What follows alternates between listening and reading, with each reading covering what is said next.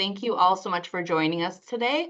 Welcome to LACONI POPS program, Civic Literacy and Collaboration, where we'll be learning about libraries bringing civic literacy to patrons through programming and collaboration. My name is Courtney Tedrick. I'm the Community Engagement Department Head of Wheaton Public Library and the past president of LACONI POP. POP standing for Programs, Outreach, and Promotion. And a quick plug for POP, if you are a programmer or works with someone who is in charge of hiring presenters for library programs, be sure to check out LACONI's help directory. This is a directory that contains fully vetted presenters with at least 2 professional references, and these are presenters for programs of all ages. And we will share the link in the chat in just a moment, so be sure to check it out.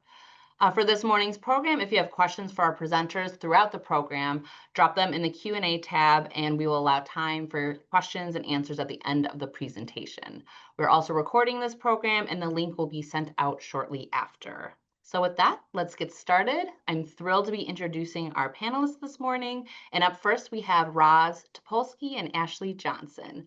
Roz Topolsky is the Community Engagement and Programming Coordinator at the Vernon Area Public Library. Roz concentrates on addressing community interests and opportunities, fostering strong relationships with audiences and partners. And she's also a former board member of LACONI POP. Ashley Johnson is the Community Engagement Librarian at the Vernon Area Public Library. With over 12 years of public library experience in programming and community engagement, Ashley prioritizes relationship building and community-driven initiatives to bolster the bond between libraries and their communities. Thank you so much, Roz and Ashley. I will hand it over to you now. Thank you. Good morning. Thank you, Courtney. I'm going to just share my screen really quick. All right. Can you guys see them? Okay, good. All right. Yes. Thank you again, Courtney and LACONI POP, for inviting us to participate in this session this morning. We're really excited to be here. My name is Ashley Johnson, as Courtney mentioned. And I'm Roz Topolsky. And yeah, we're coming to you from the Vernon Area Library, which is a medium-sized public district library in the northwest suburbs. We're located in Lincolnshire, and we serve Lincolnshire, Buffalo Grove, Long Grove, and a very small part of Vernon Hills. Right, so this morning we wanted to talk about our political scientists in residence program. We knew that the 2024 election cycle was going to be stressful. We had all been hearing, just kind of from patrons and just our own lives about, there was some anxiety related to the upcoming election. So during 2023, Ashley and I got together and we really started thinking about what we could do to be proactive about the election, to really think about it in advance in a thoughtful way. We wanted to do, more than our regular voter registration program. We wanted to help our patrons navigate the election. And so we came up with this concept of political scientists in residence. And I know for a lot of people, talking about politics feels really uncomfortable and maybe not the right place for a setting, but perhaps the library may not be the right place. But this program is really focused on civics, not politics. So civics is, really the study of government and how it works. And that's what we wanted to zero in on. So about 15 months prior to the 2024 election, we started planning this project. And so we came up with 4 goals for this initiative. We wanted to produce a civic series with a single expert during the entire election season. We wanted to focus on the democratic process and highlight election integrity. We wanted to activate involvement. We wanted to provide opportunities for our patrons to get involved in the process. And we wanted to remind patrons about the basics of the election, whether this was your first election or your 21st election. We wanted people to understand. And really the focus of this was having our patrons feel confident about the integrity of the electoral process.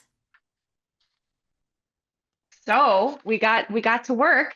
We knew, as Roz kind of mentioned, what our goals were, but we also wanted the person that we ended up working with to be knowledgeable, nonpartisan, and have a strong CV. So being situated where we are in the Chicagoland area, we have a lot of schools of political science to kind of reach out to. We just have a lot of universities. We have a lot of resources around. So we got to kind of calling people. making calls, sending out emails. We interviewed a couple people and had a lot of phone conversations. And after a lot of interest and kind of excitement thinking about who we were able to work with, we ended up on Alexandra Felindra, who is a professor of political science and psychology at the University of Illinois Chicago. And yeah, together we agreed that we would work on 3 original lectures over the course of the year. We would, I'm going to get into some other details, but that was kind of the primary framework starting with Alexandra, was that we wanted her to organize 3 original lectures. And this is kind of the framework that we use, but so we got together planning Election Literacy 2024, which in January, we wanted her to talk about the differences in caucus versus primary, the debates, a delegate versus elector, and ranked choice voting. So we wanted the programs that we were offering to kind of reflect what people were seeing in the news and learning about in the paper, or if they hadn't already known, just kind of reinforce what was happening with this long-term expert that we decided to work with. So we also wanted to, in January, we worked on those. In summer, we worked on why we vote the way we do, the psychology of voting, which was kind of more in Alexandra's wheelhouse, as I shared that she's a professor of political science and psychology. So that was an interesting educator space that we were able to fill with her. We also wanted her to talk about the conventions, because if you remember, the Democratic convention was in Chicago that summer and the Republican convention was in Milwaukee. So what goes on at those conventions, and why do we do them? And then it was also a great time to have her talk about some of the latest developments that were happening in the presidential election, if you recall. Right. So when Biden announced that he was leaving the campaign in August, was it August? No, was it July? Yeah. It was July. Yeah. We had someone like on retainer, like we were on the phone with Alexandra the next morning, talking with her about what this meant. And everybody had a million questions about what was going to happen next. So we had our expert on call. We were able to interview her and then share that information with our patrons. So just being able to, have an expert kind of in pocket in house was really great. I highly recommend having a political scientist in your in your pocket when it's all falling apart. No, I'm just kidding. But okay, so in the fall, we, as mentioned, we really wanted to focus on election integrity. So that was kind of us driving it home. We did some other, I sort of skipped over spring. We're going to talk about spring in a little bit, but in the fall, we really wanted to reinforce that concept of election integrity. So we had her talking about opinion polls, whether or not we should believe them or trust them. The answer is yes, which I was happy to hear. And then again, we were able to talk about the latest developments going on with Supreme Court decisions about the Trump cases and what was going on in that moment, which was really, really valuable and kind of brought a sense of, yeah, I mean, it really reinforced this sort of expert in residence for us. We were able to say, well, can you talk about this? And she was just like, sure, I'm game to talk about that.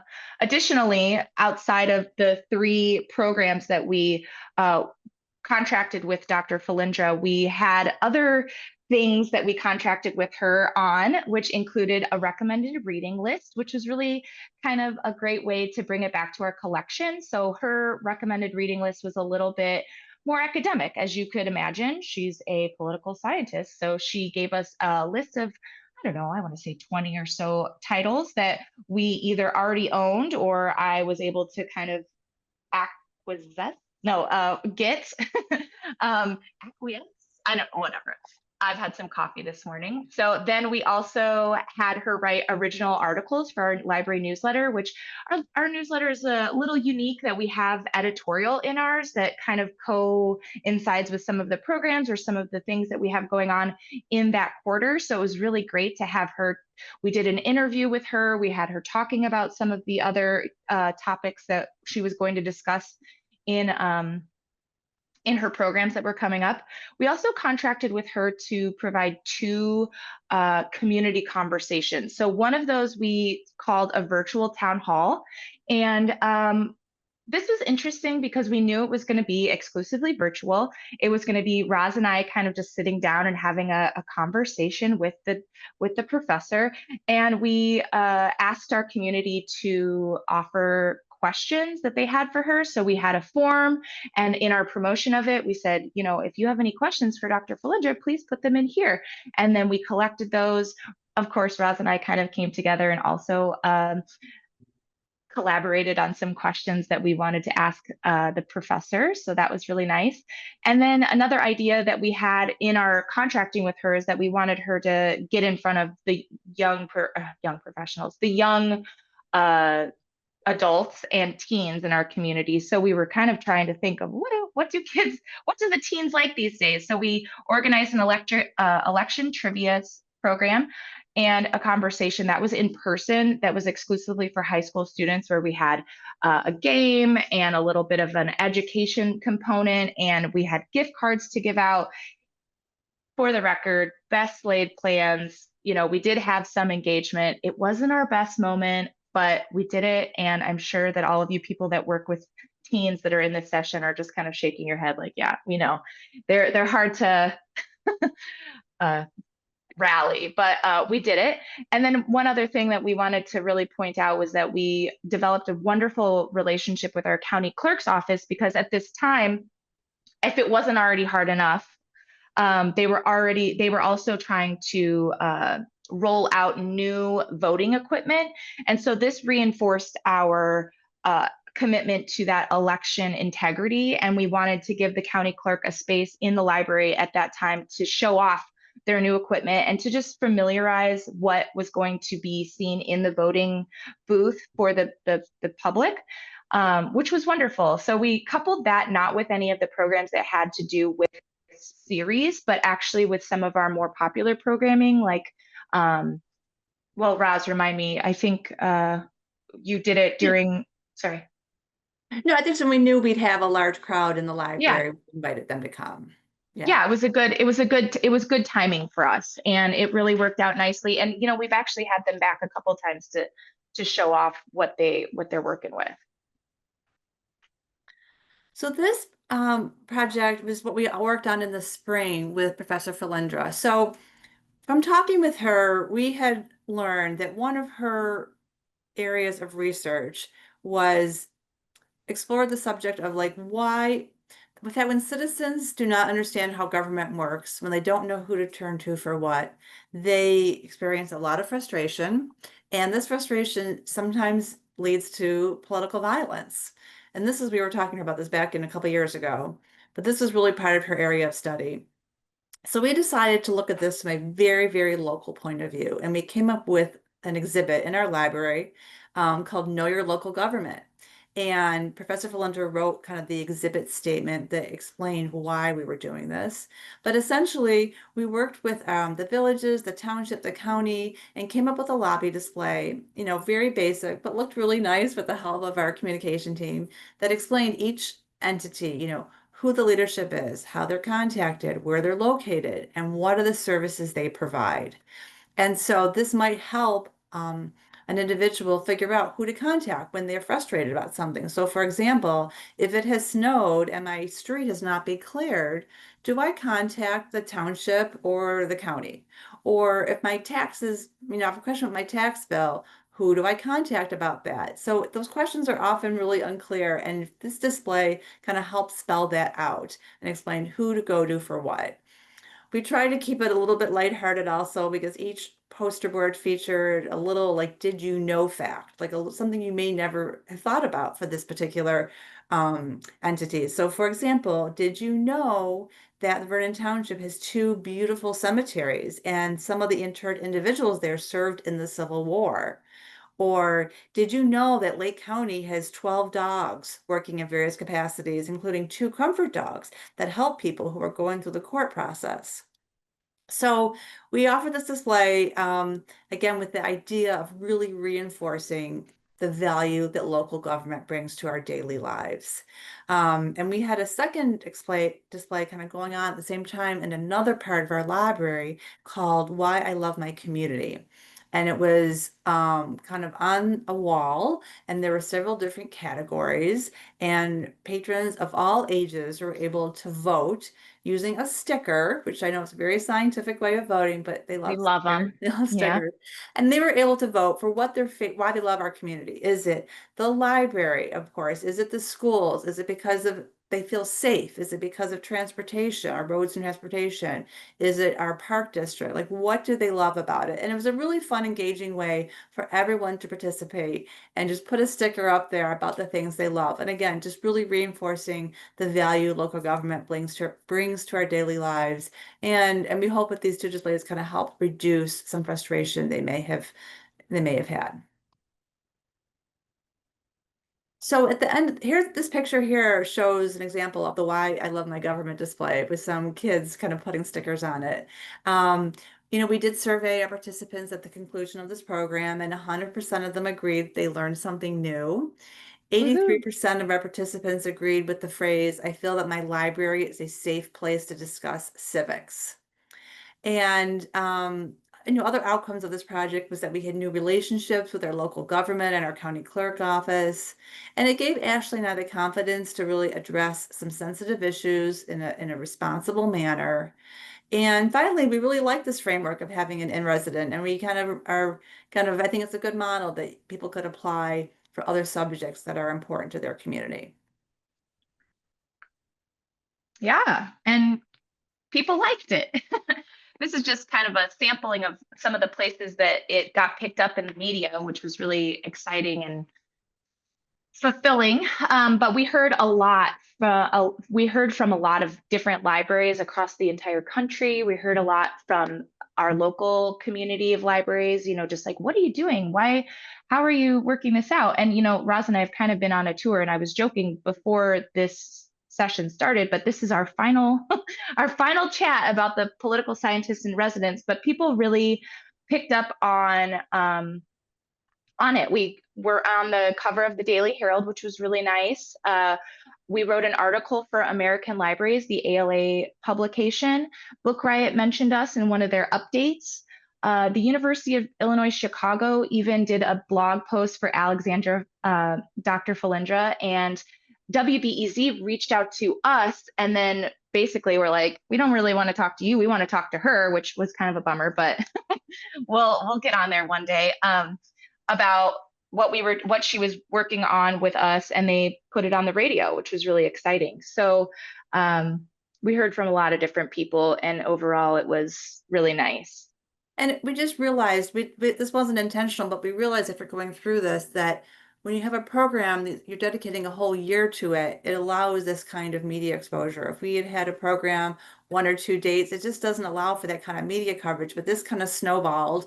I think we had one press release about it in the beginning, and then it kind of took off. So we weren't regularly pitching these stories. The media kind of did it for us. So just kind of having a commitment over the course of the year allowed for that to happen. That was definitely a lesson learned there, that give them time and they will come. So, okay. Then And some of our other lessons learned were mostly just to recruit a partner that you're really excited to work with. You really have to be, have good energy with that person. We were very careful because this was such a sensitive topic. We really wanted to make sure that Alexandra was the right person for us and she could really talk to things in a nonpartisan way. We talked about the media, how this really allowed for long-term, a lot of media exposure. That was really a surprise. That wasn't something we had anticipated. Our communications department really helped us because they took kind of a not particularly like visually exciting topic and turned it into something very, attractive and compelling. And we feel like our patrons have benefited from having repeated exposure to the same expert. I think they appreciate kind of building trust in her. And then just finally, it did take time, so plan ahead. So again, we started planning this 15 months prior to the election. So it does take some time to just get organized. right. I mean, if you think about it, the programming that we do over the course of every quarter, it takes us that long. It takes us just as long in that quarter to plan the things coming up in the future. So, I mean, it makes sense that if you're going to run something for an entire year, that it probably takes you just as long to plan it. If not, then you're really good at your job. So, That is our session. I'm not sure how we want to do questions or if we're going to wait till the end, but we would love to hear any questions or comments that you have. We had a really wonderful time working on this program, and it's been a pleasure talking about it. So going forward, there is a civic engagement kind of subcommittee, subgroup going that I'm not sure if we're going to talk about that at any point, but let's keep talking about civics and libraries because it really is a wonderful opportunity to engage your community and also kind of be part of something important. So I'm going to stop sharing. Thank you so much, ladies. That's such amazing work that has been an inspiration to all of us libraries. We are going to do questions at the end of the presentation. So if you do have questions for Ashley and Roz, just throw them in the chat or the Q&A, and we'll definitely address them at the end. Thank you both so much. As we get our next speaker ready to go back on the air, one second, we are going to introduce our next speaker, Peggy. Peggy Kell has been a member of the League of Women Voters of Oak Park and River Forest for 40 years. During her tenure, she has served in key leadership roles, including president, board director, and voter service chair. Besides promoting voter registration at local high schools and universities, she has moderated candidate forums for over 18 years. Peggy is a retired Oak Park middle school teacher, union president, and an Oak Parker. She also serves as an Oak Park Park District Commissioner for 9 years. Welcome, Peggy. Thank you so much for being here today. And we will get your PowerPoint set up in just a second. Well, thank you for inviting me and listening to that last presentation. This is why the League loves to partner with libraries. They are knowledgeable, committed, informed partners, and very effective at doing what we like to do, and that's educate our communities. So the League has been partnering with libraries for a long time, whether it's just our local library in Oak Park and River Forest for presentations, or whether and having speakers there because they have a large meeting room. But when the election, just before when the pandemic hit, we started partnering with local libraries even more because of their Zoom knowledge. So next slide, please. We are a nonpartisan organization, and we don't endorse candidates. What we try and do is educate citizens on all issues, local, state, and national, and also on candidates by having these forums we've had them at the library, in person, at schools, and other community locations, anywhere where the cost is low so that we can keep our costs down, but also has a large enough facility that we can have as many people, as many of the public participate as possible. Next slide, please. So pre-pandemic, we almost always had our candidate forums in person. And they are time intensive to organize. You need to you need to get a location, you need to get a date. You need to contact all the candidates, which, by the way, is not as easy as some people think, because when a candidate puts their information in to run for an office, all they do is give you an address.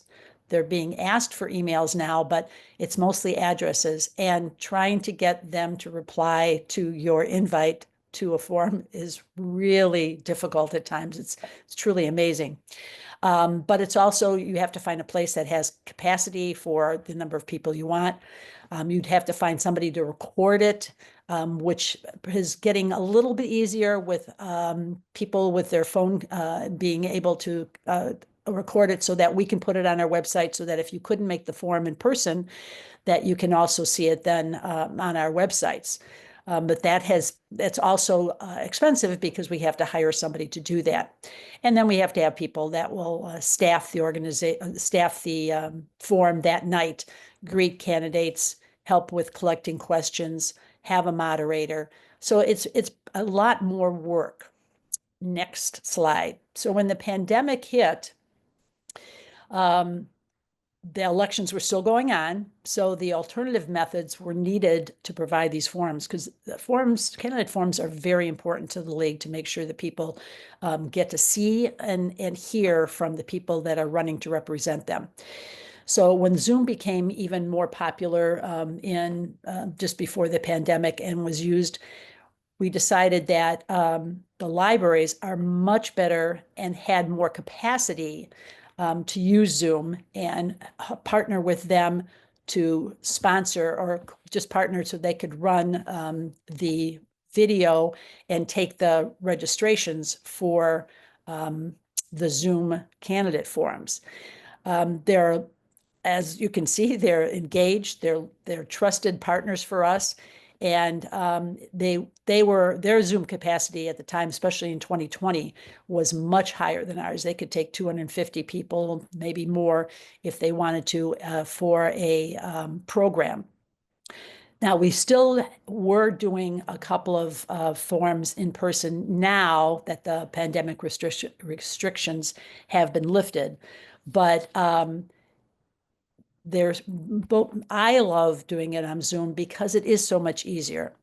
The league does all of the contact of the candidates. They have to understand the ground rules. They have to sign a ground rule sheet saying they understand what is expected of them that night. But the library is the one that, the libraries that we have partnered with, they take the registrations. They send out the reminder emails that here's your Zoom link. They'll put it on their website of who the candidates are actually, how to then send in questions that is referred back to the league website. We take the questions, but the league member who is doing it, which I have been the moderator for the last 4 years, we make sure that the questions are not duplicates, and that they're germane to what the candidates running for. And the library will then get it all set up. The library staff, which has to do a lot of work, gets it set up. They could also be the timer sometimes for this. We always have a timer. League events are always timed, so everybody gets the exact same amount of time to answer questions. We've had one of our members do the timer box, but in Oak Park, especially, and actually the other libraries that we've worked with, they have someone that will do the timer box, and that's usually a 1-minute answer for questions or a 3-minute opening and closing statement. And that timer box is nice. It's just a countdown box, and it's visible only to the candidate so that they know when they should be done speaking. Next slide, please. Now, the library that puts out the information on their website about registration, I mean, on our league website, and we've put some things in the local newspapers of when our candidate forum's coming up. And on the library's website, then they will actually list the candidates, so and what office they're running for, and then how to pose those questions, where they should send them. So this is just an example of what Oak Park did. Rashmi, who is our partner and a very, very valuable partner for our forums for the last 4 years, puts it together. We communicate back and forth. There has to be a lot of communication between the league point person and that staff person, making sure everything is coming up, making sure that the candidates have replied to them. If not, I can give them a call when I finally have their information and get back to them and make sure that everything is going smoothly. So for that night that they're ready to enter, and we can get things running on time. Next slide, please.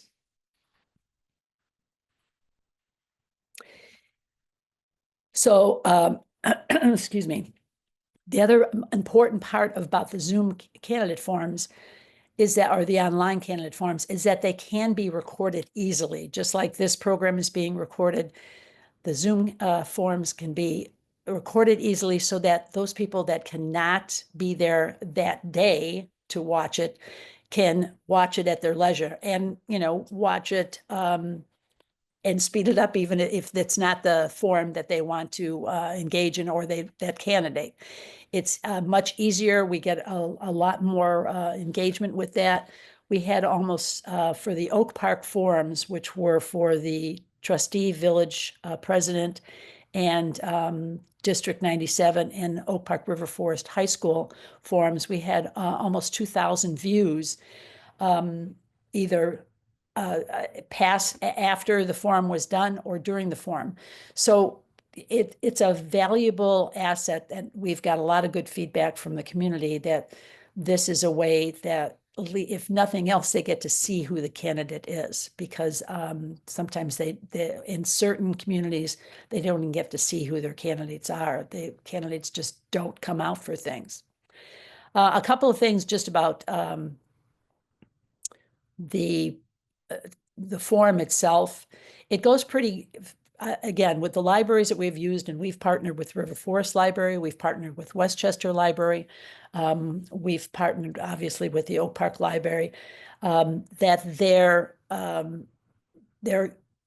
the process of getting things going has always, the only glitches have happened maybe on the candidate's side of their not understanding of how to mute, how unmute, things like that.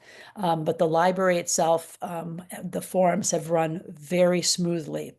We have learned after a couple of forums to disengage the chat feature, because we did have one candidate forums where there were things flying back and forth in the chat feature between candidates, between participants. And so now that we generally disable that, and if they just want to ask a question, they send that through the question segment.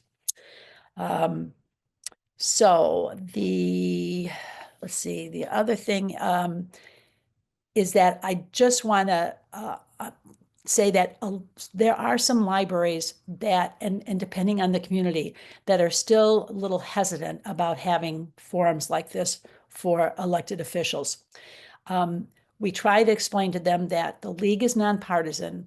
All we're trying to do is educate their community on who is running to represent them. And politics, all politics are local, and there are some libraries, depending on their position in the community, that have not wanted to partner with us or have candidate forums because they think it's more political instead of educational. So we've had to do a little educating ourselves and trying to convince them that this is a good step in the right direction of helping their communities.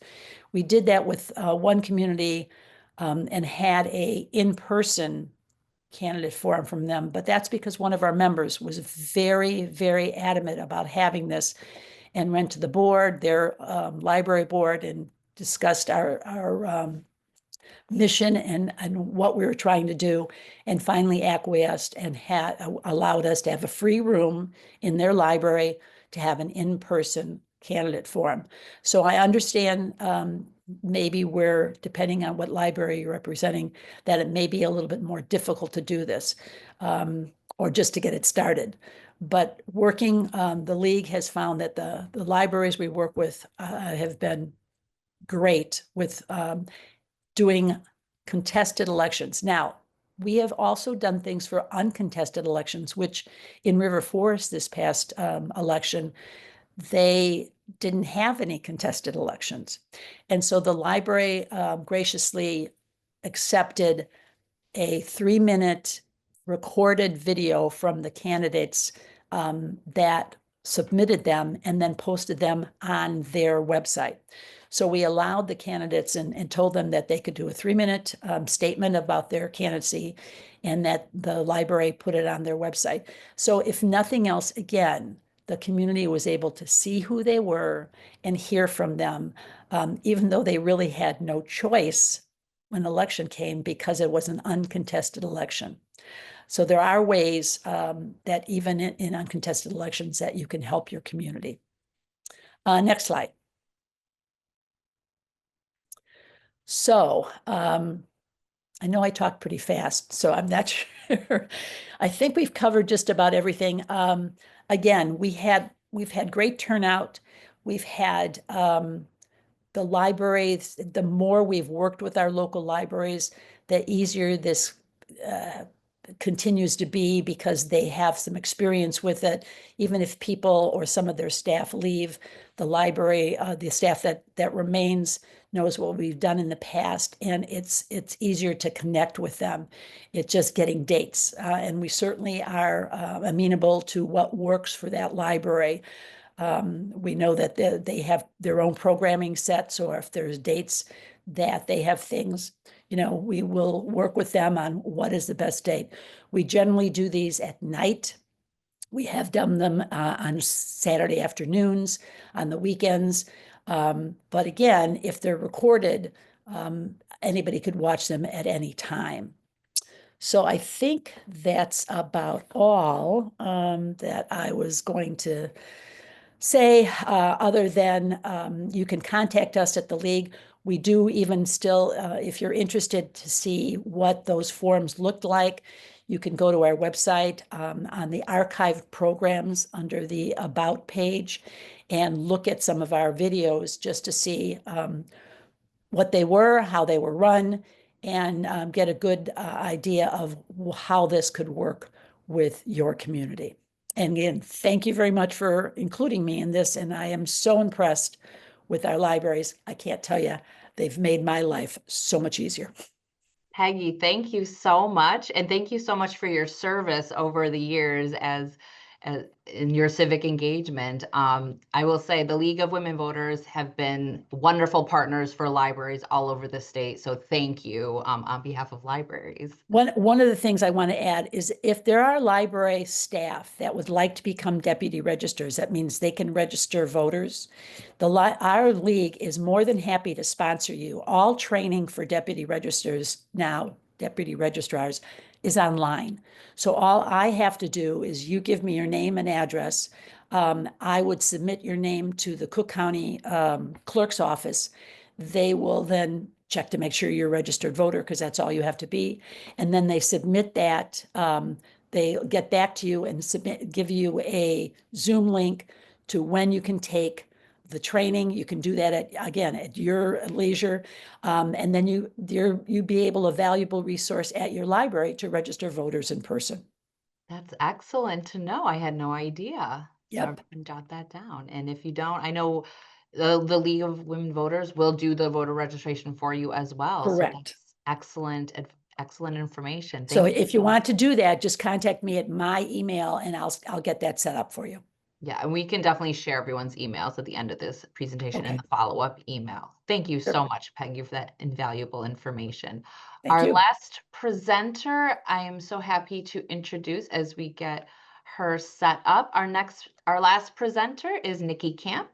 Nikki Camp is the Programs and Exhibits Coordinator at Arlington Heights Memorial Library. Since getting her MLIS in 2018, she has worn many hats in the library world, including Reader's Advisory, genealogy librarian, and she now focuses on programming and partnerships. She's a member of NSAP, the North Suburban Adult Programmers, and acted as the resource guide coordinator for the 2026 iRead committee. Thank you so much, Nikki. I'm going to hand it over to you now. Hi, thank you so much for having me on this panel. I'm just going to share my screen.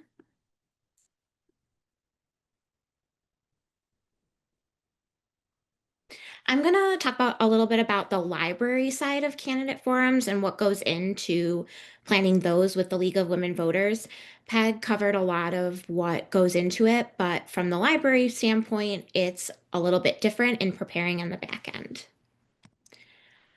Long before I came to Arlington Heights, they have been doing candidate forums, and they have done them on different days, different times, both virtually and on Zoom. And we also focus on local elections like our own village board and our library board, as well as Illinois House of Representatives and Illinois State Senate.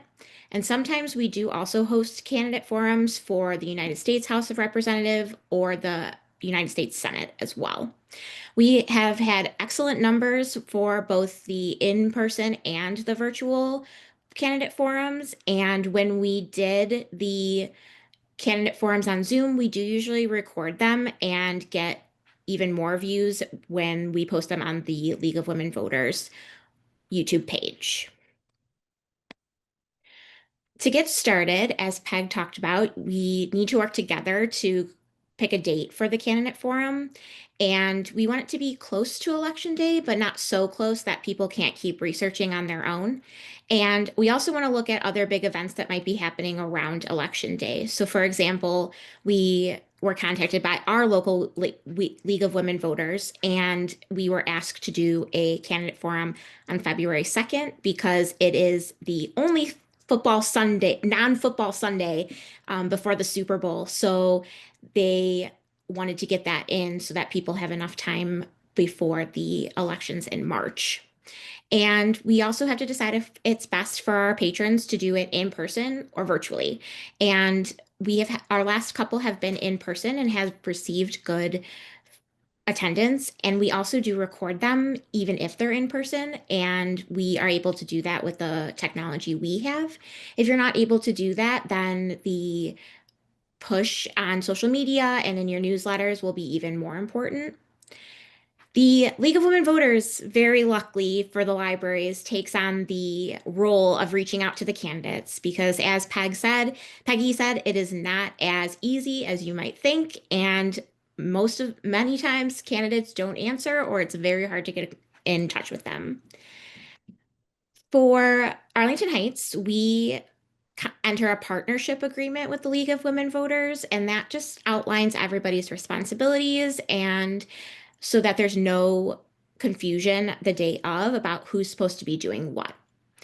And I'll go into a little bit about the language for your online calendar and newsletters, especially in election cycles where we aren't sure if certain candidates are going to be joining the candidate forum or we have other contentious things up in the air. We are able to put a placeholder in both our online calendar and our newsletter. These are two examples of our partnership agreements that we've used previously.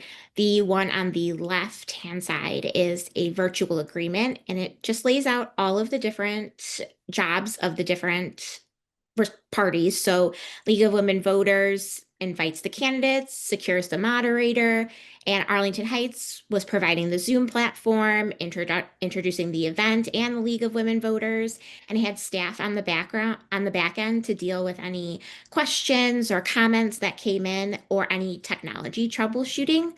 We also acted as the troubleshooters for the candidates that we're going to be presenting, and I'll go into a little bit into that as well. And for an in-person partnership agreement, we just did the same thing, outlined who would be responsible for what, like signage and advertising, and what the library would provide. This can be completely customizable to your library. So this is just an example of what we do, but obviously your library can fix this to however it works for them. For our online calendar language, this is an example of what we use, and we are able to outline the schedule once we get full confirmation of who is participating. Before something like this would go out, we don't have necessarily information, we put it as a placeholder and we use language like stop back to see the participating candidates. Participating candidates are still being decided or invited.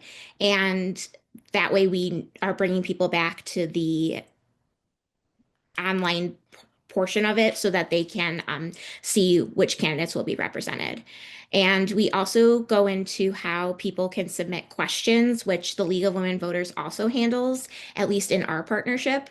And they have question sorters on site or in the back end on the Zoom. This is just another example of our online version of the forum. And in this case, we did record the event. So we added the language of the event will be recorded later for viewing on the League of Women Voters website. And in this case, we also had candidates decline to participate in the forum. And we made that known in the sentence on the bottom. All candidates in both races were invited to participate. Willing Township candidates, the Republican candidates, declined to participate. And that is just so that everybody knows that the League of Women Voters did everything they could to reach out to all candidates, and they are the ones who declined to participate. For your newsletter, if you're lucky enough to have all of the information when your newsletter goes to print, you can be as specific as you would like to be with the full schedule. For Arlington Heights, our newsletters are often done 2 months in advance, and we may not have that information. So we often do things like this, where we say save the date and let them know what elections we will be looking at, and then later we will add the people who are participating in the forum to our online language so that people know exactly who will be there. We also mention in these if we will have an ASL interpreter. We've done it both ways, where the library pays for an ASL interpreter and also the league has their own ASL interpreter. Okay, if you're going to do an in-person candidate forum, this is just a few of the things that you should look at before the event happens. So staffing of the event. How many library staff are you going to need? I have seen that for an in-person event, usually 2 library staff is okay. 1 person who is in the room monitoring what's going on during the forum, and 1 person who can get up and deal with anything that might be happening with the League of Women Voters and something they need, or with other candidates and something they might need, or anything that's happening in the audience as well. We at the library notify our security team, if you have one, that the candidate forum is going on. This is just as a precaution, just in case something gets heated or there is other issues in the room on that day. I can tell you I've done 3 in-person forums now, and I've never had to call our security team. We just put them on notice.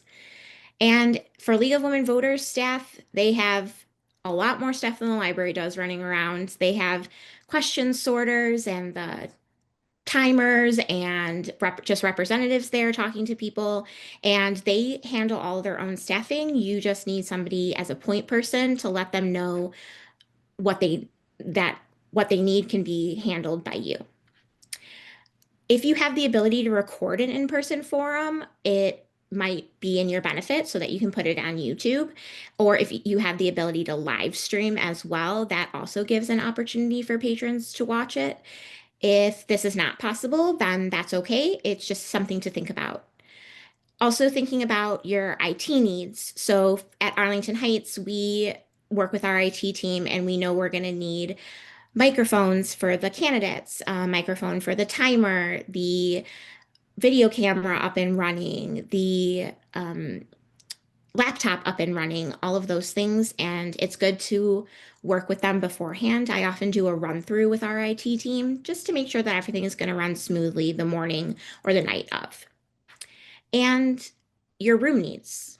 You need a room for the actual forum, and that usually would be a big community room or space with enough spots for a large audience, as well as a nice area in the front for tables for the candidates to sit on. A green room that the candidates for the next forum can sit in and use the time to practice or just be there, and they won't be necessarily talked to by people who are coming to the forum before the forum actually happens.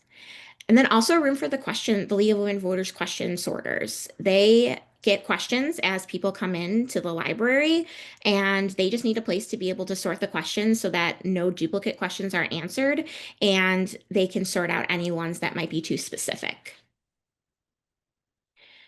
And for virtual candidate forums, the same thing, staffing the event. For library staff, we have found that at least 3 staff on the back end is a good number. That is just to make sure that somebody's always there for the League of Women Voters. Somebody is there in case the candidates have issues getting on there as a presenter, and oftentimes they do.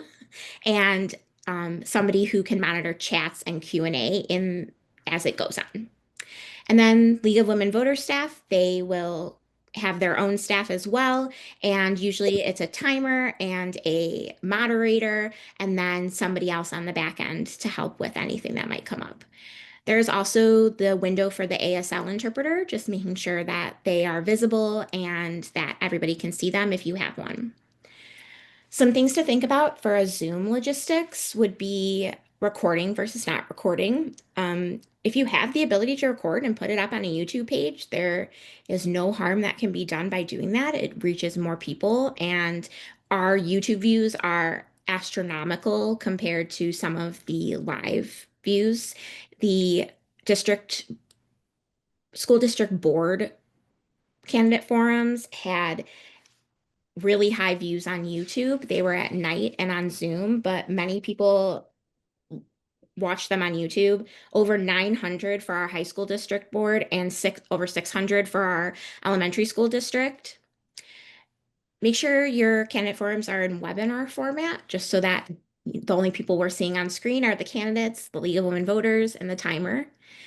A practice session or waiting room is key in the beginning. We don't want anybody who is a constituent or voter to see the prep in the back end. We want everything to look professional and ready to go. Make sure we get emails of participating candidates. This is key to having them as a presenter in the forum. And a lot of the time at the day of, you will be back helping them on the back end because they can't find the email or they need it resent or something like that. I also make sure to give out my phone number to anybody who will be a panelist on the Zoom, just so that they can text me or call me if something happens, because I'm not monitoring my email during this time. So I may not see something if they have issues. And then any IT needs you might need for a virtual candidate forum, which could include a webinar on the back end webinar setup, the recording setup, or anything else that your IT team might need to handle for you. And after both a virtual and in-person candidate forum, we send a "what did you learn?" or how much more prepared do you feel for the election survey at the very end. And we often get a lot of results that say that people are more prepared for the election than they were before the candidate forum, which is exactly the point of candidate forums. And we are glad that people use these to be able to get more information, especially on local elections, because people often don't see how important local elections are to the fabric of their community. And when people watch our forums and then get something out of it, we know we're doing something for the community. And that's all I have. If you have any questions, you are more than welcome to email me or call me. And I am more than happy to share any of Arlington Heights partnership agreements or anything like that as an example for people who might need it. Thank you so much, Nikki, for that presentation. And if anyone else has questions for Nikki or for Peggy, go ahead and throw them in the Q&A now, because our Q&A session will begin right now. So our panelists can come back on screen. We do have questions for Roz and Ashley right off the bat. I'm going to kind of combine some of these questions so they're very similar. The first question for you both is, so I'm going to kind of combine these two. First, did you ever have patrons who got a little too fired up on this topic? And also, are there any concerns about pushback politically from either local citizens or broader political action committees about all these politically focused programs? I meant to cover that in the slideshow, but I usually do, and I forgot to. No, we received no pushback. We never had a patron who complained about it. We never had a community group frustrated about it. I mean, we never did. That's just the truth. And I don't know if it was just really, it really was not a partisan thing. It really was about civics. We were not talking about political issues. So no.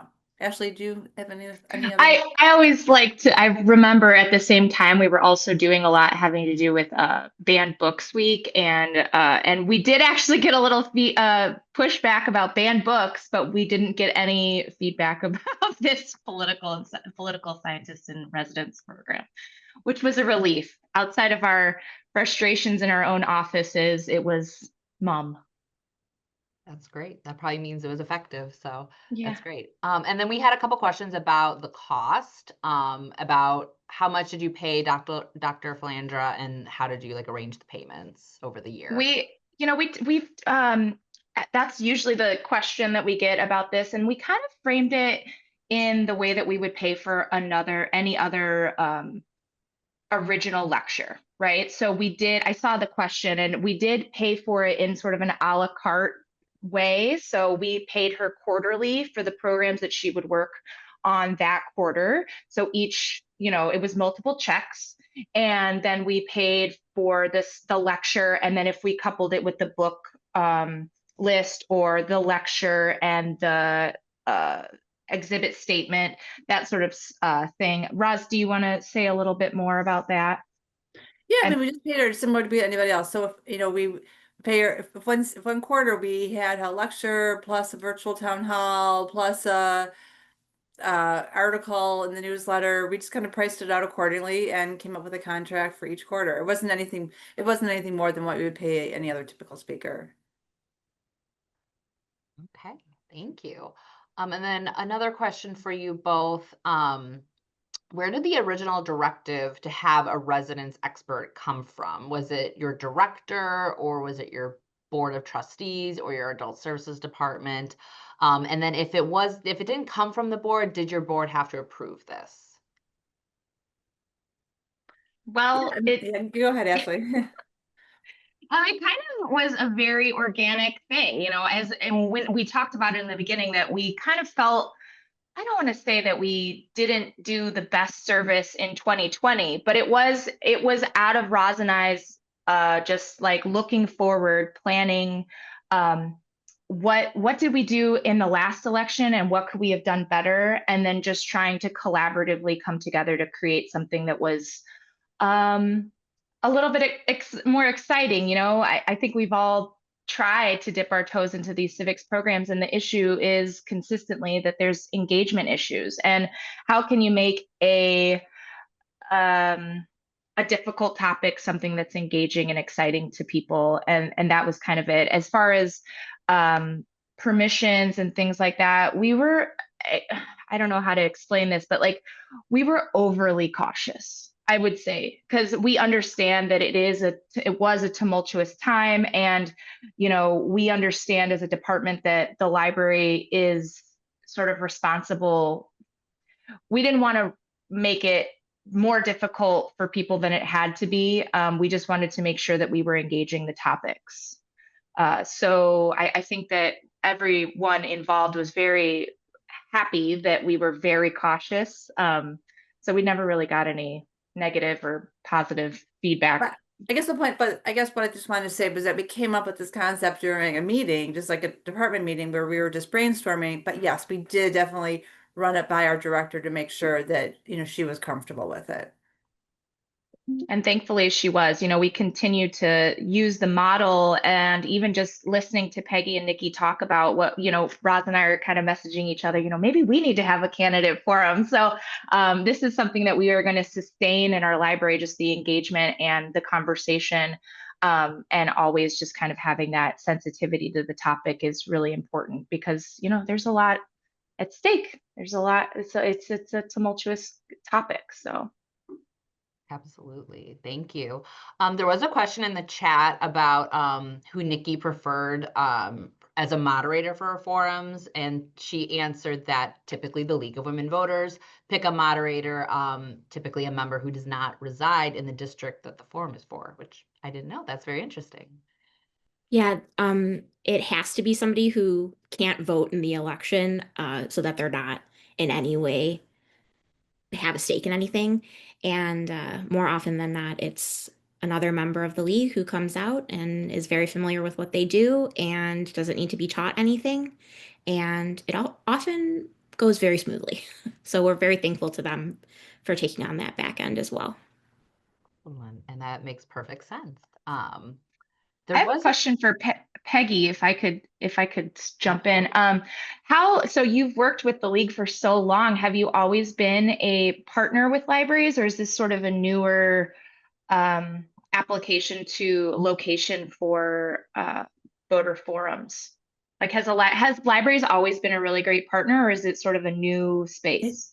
They've always been a great partner for us to have. The Oak Park Library has a good-sized community room, or their veterans room. So it's been a location that we've used for our in-person candidate forums a lot. But it's also very well used, so we have to, schedule things in advance. So pre-pandemic, the library was our partner just more as a facility than as a partner in really helping run these things and register people. Because when it's at the library, just as a facility place, you don't have to register. It's, come as you are, come whenever you want.